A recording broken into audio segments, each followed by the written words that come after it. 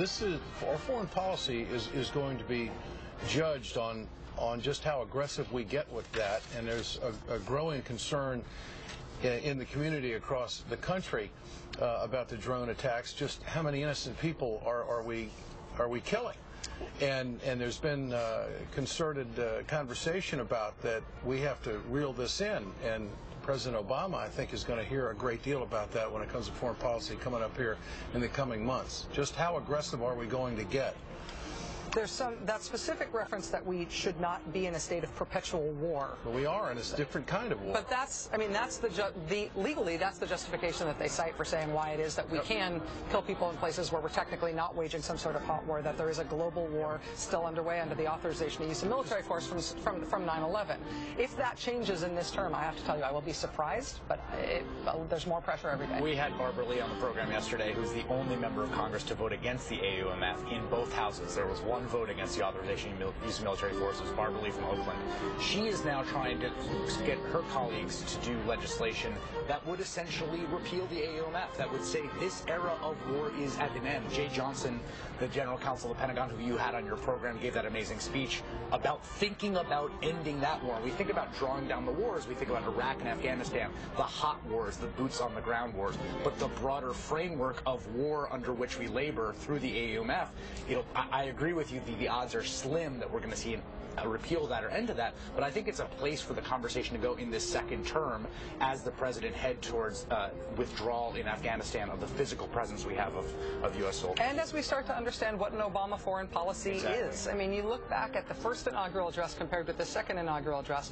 The first inaugural address was about ending the era of Bush and Cheney. Yep. It's really what it was about. It was about, we're going to do this in a different way. If you unclench your fist, we will be, right? That whole thing. And it's a different time now. He's got to figure out what he's going to do affirmatively, not in reaction to the way somebody else did it that he disapproved of. Well, look at the change in personnel to go from Gates, a holdover at defense, to Hillary Clinton, who was much more hawkish than Obama, and to bring in John Kerry, who's a bit to the left of Hillary, and then you go to Chuck Hagel, who's far to the left, perhaps of the president.